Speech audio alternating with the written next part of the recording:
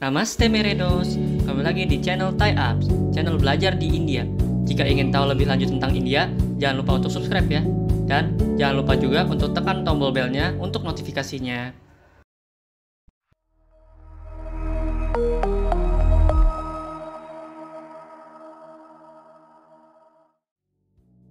Namaste Meredos. Hari ini kita akan mengenalkan langsung wawancara dari Profesor Dr. Imam Yuwono, seorang dosen jurusan pendidikan khusus Universitas Lambung Mangkurat. Beliau akan memberikan kita pengalamannya saat berkunjung ke India. Yuk langsung aja yuk kita dengarkan wawancaranya. Baik, terima kasih. Salam sejahtera untuk kita semua. Saya Profesor Dr. Imam Yuwono, MPD. Saya bekerja sebagai dosen di jurusan pendidikan khusus Universitas Lambung Mangkurat Banjarmasin. Saya pernah menjabat sebagai wakil dekan bidang umum, keuangan, dan sarana prasarana.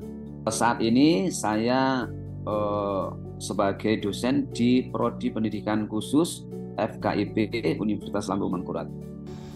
Bagaimana pandangan Bapak tentang India sebelumnya?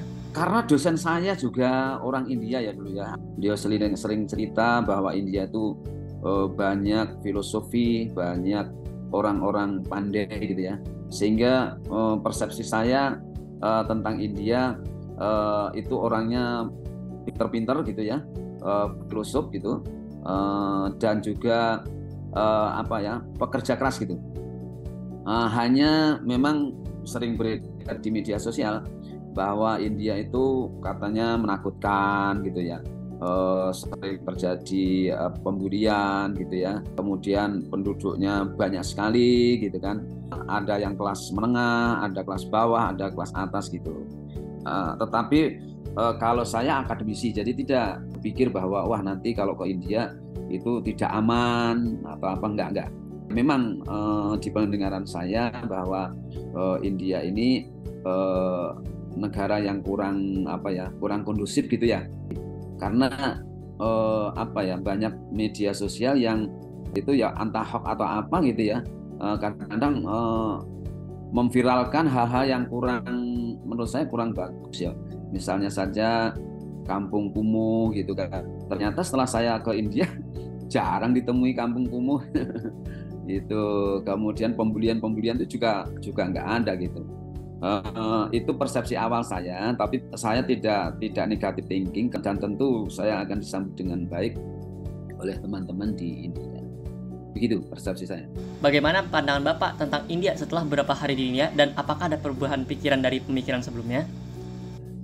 Nah, saya justru terkaget-kaget ini begitu masuk saja dari bandara ya. Waduh, sudah disambut, kemudian dengan adat yang sopan santunnya luar biasa, menghormati. Begitu ke hotel juga ada yang menyambut lagi nih. Wah, berarti ini kan luar biasa ini tata keramanya terhadap penyambutan tamu. Nah, setelah itu kami juga ke sekolah-sekolah ya, ke sekolah-sekolah, luar biasa sambutannya. Kayak di Indonesia itu kayak orang Jawa itu. Jadi tamu itu dianggapnya sebagai raja gitu. Nah, kami merasakan itu ketika di sekolah-sekolah, sambutannya luar biasa. Dan kami ini kayaknya kayak pejabat yang datang padahal kami orang biasa saja gitu ya. Sampai diberi kalung, dikasih tanda khas India itu. Aduh, jadi merasa betul kayak ingin disambung silaturahminya. Nah, kemudian kebetulan teman-teman saya kayak Pak Raffi, ada yang baru kenal, itu langsung akrab itu Mas. Nah, langsung akrab, artinya loh ini orang India ini cukup familiar dan cukup bisa diajak silaturahmi lebih lanjut. Akhirnya saya memang benar pikiran saya seperti yang dikatakan dosen saya, enak kok di India gitu. Bagaimana pengalaman Bapak selama India tentang biaya hidup dan living cost?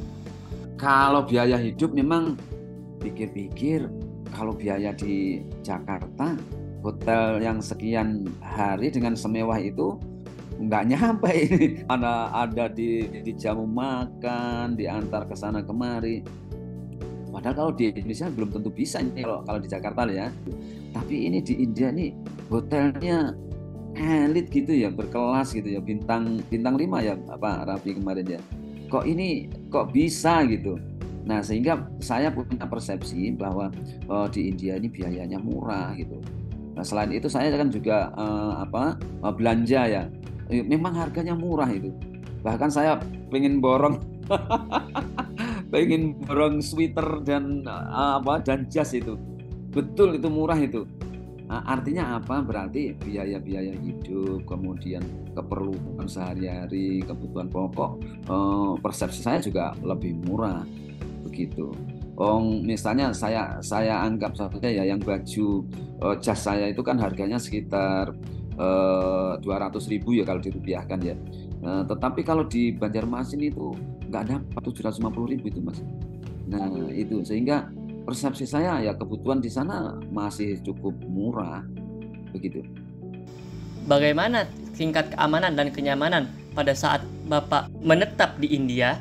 Saya yang yang agak heran juga, kenapa kok nggak ada polisi kayak di Indonesia itu ya? Polisi di mana-mana gitu ya. Oh ternyata orang-orang sudah bisa mengatur dirinya sendiri, tidak harus diatur polisi ya. Begitu. Ya hanya yang saya mungkin kasus ya saya temukan agak ada kekerasan sedikit itu ketika masuk di Taj Mahal ya. Kami itu agak mengalami kesulitan. Barangkali ini kasus yang belum ditangani secara profesional gitu sehingga ada oknum-oknum yang agak sedikit memeras gitu. Dan itu pun yang lain juga tidak gitu. Berarti ya hanya kasus di situ gitu. Nah ini saja yang saya rasakan keamanan. Tapi selebihnya saya enjoy banget malam-malam itu. Saya keluar dari hotel juga nggak apa-apa. Saya belanja keluar hotel itu juga tidak masalah, diperlakukan dengan baik. Begitu. Lalu bagaimana pengalaman Bapak tentang keagamaan dan keberagaman di India? Nah ini lagi-lagi kami disuguhkan toleransi ya. Jadi itu banyak pemeluk agama mau macam-macam datang ke situ gitu ya, tapi nggak ada yang membedakan satu sama lain, sama gitu. Bahkan ini nggak punya agama, pikir saya nggak punya agama, nggak tahu sopan santun tata krama gitu ya. Ternyata sikap toleransinya bagus sekali. Dan saya juga di kampus ternyata juga diberi kesempatan waktu dan tempat untuk sholat gitu, dan mereka menghargai sekali. Dulu harus berwudu, harus disiapkan tempatnya yang bersih, mungkin seperti itu. Dalam hati kami, oh ini aman, ini tidak ada diskriminasi, ini kita dihormati juga ini, sampai disediakan tempat sholat. Nah begitu. Lalu bagaimanakah travel dan makanan-makanan yang Anda temui saat berada di India? Travel saya sangat menikmati betul. Sangat enjoy, travelnya bagus, makan di mana-mana kita makan gitu. Cuma yang agak sedikit takut kami ya, driver itu memang suka ngebut ya. Di situ mungkin kita mengejar waktu ya. Ngebutnya itu tidak hanya di jalan yang luas, itu kami masuk kampung pun tetap itu. Ternyata yang lain juga gitu. Nah persepsi kami, apakah memang kalau penduduk padat ini berebut kesempatan gitu ya, berebut kesempatan cepat-cepat dia masuk kerja. Dan yang saya suka itu justru kayak sepeda itu dijadikan sarana untuk bekerja, untuk transportasi. Bagus sekali itu, sehat kan? Sehat, ada yang bersepeda, ada yang berkendaraan, ada yang bermobil gitu kan. Oh berarti ini memang banyak perbedaan, tapi tetap aja menghargai satu sama lain. Kemudian makanan, ini makanan saya paling cocok nih. Snack-snack yang tidak kita kenal di Indonesia, Pak Raffi menyuguhkan di sana dan memang enak. Dan saya itu kan kolesterol ya biasanya biasa umur 59 itu. Tapi makan-makan di India saya jalannya jadi lincah itu. Nggak terasa lagi. Pikir saya apakah ini bumbunya ya, rempah yang banyak itu sehingga kolesterol saya menjadi terobati gitu. Saya kira begitu. Dan bagus ya ternyata. Dan bagusnya itu ayamnya itu dibuat beraneka ragam gitu. Nah, sehingga walaupun tanpa ikan atau tanpa daging, ya enak-enak aja, enjoy aja yang macam ini. Karena bumbunya macam-macam gitu kan, berubah-ubah gitu. Dan cara masaknya juga berubah-ubah. Itu yang terkesan lagi, makanan yang ini yang sederhana ya Pak Raffi. Wih, bener enak itu, bener tuh.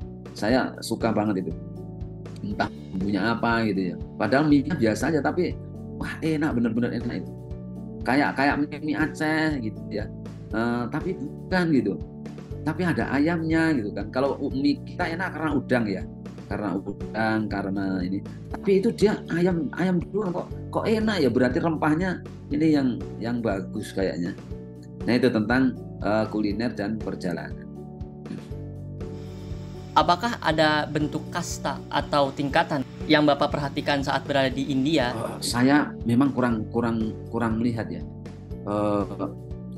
Sangat tidak terlihat itu begini, mobil-mobil gitu ya. Kalau di Indonesia ini pasti ada yang mobil bagus, ada yang mobil menengah, ada yang kelas-kelas yang jelek gitu ya, terlihat benar. Tapi di India kayaknya saya nggak melihat itu. Saya tidak melihat kasta yang ada di situ. Saya tidak melihat, baik di masyarakat, di kampus maupun di sekolah itu, saya nggak melihat itu.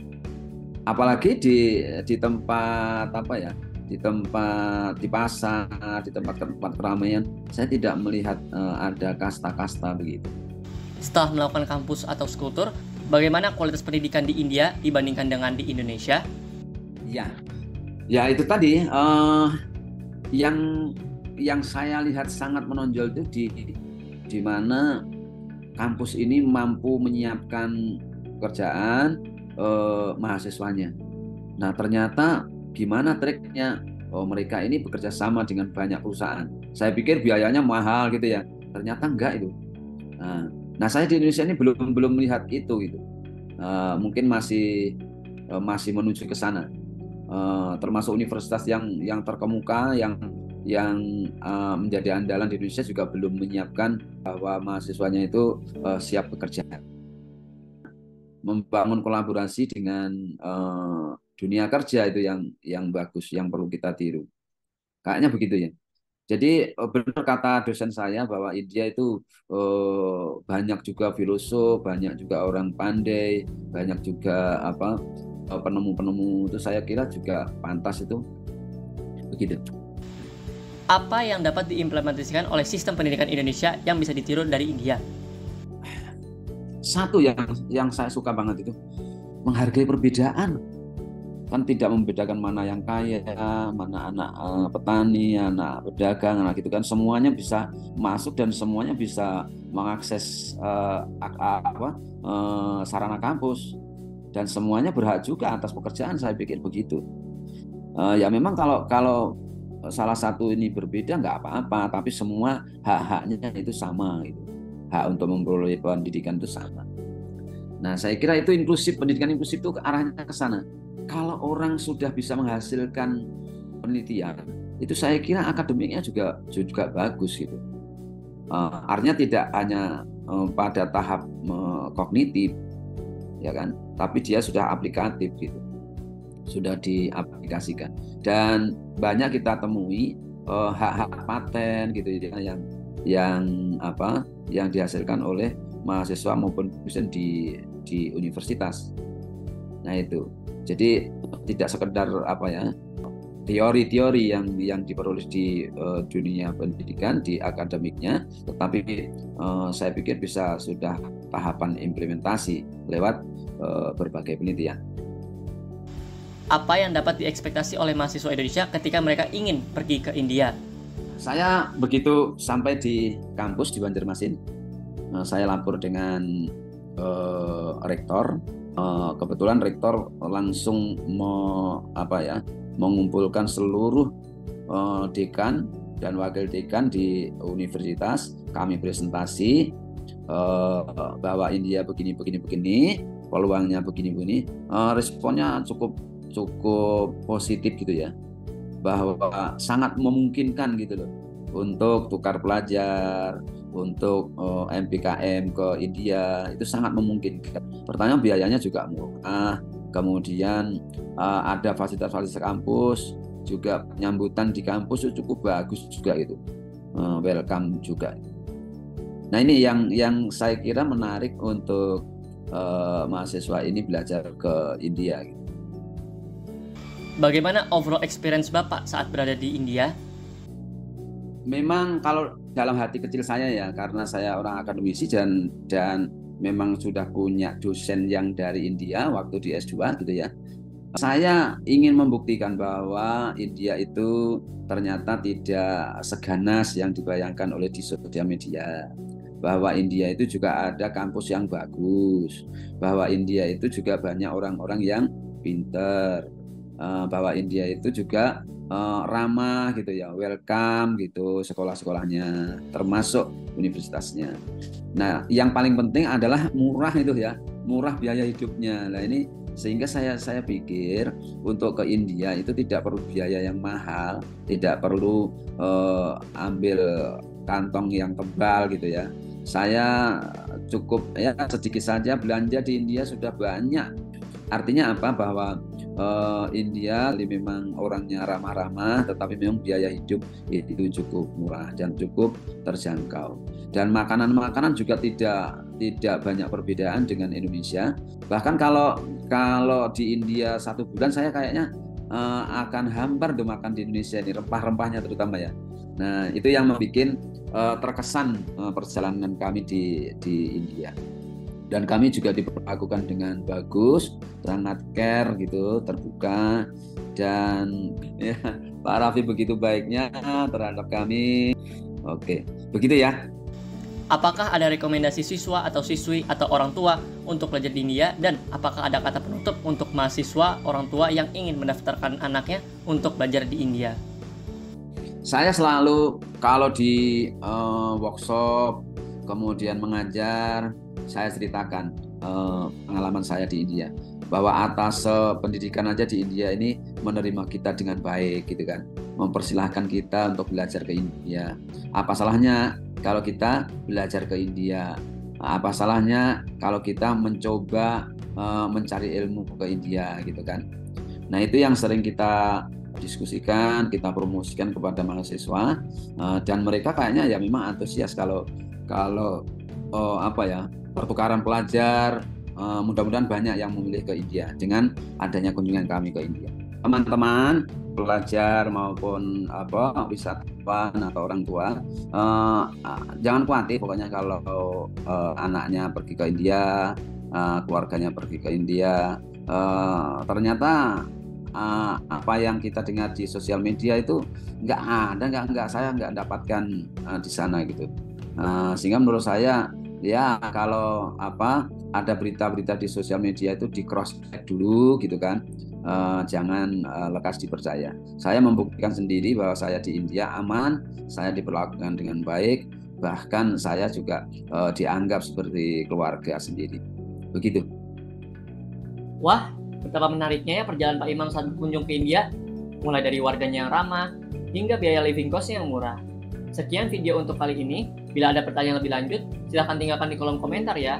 HB Alfeda Kenna Firmilenge.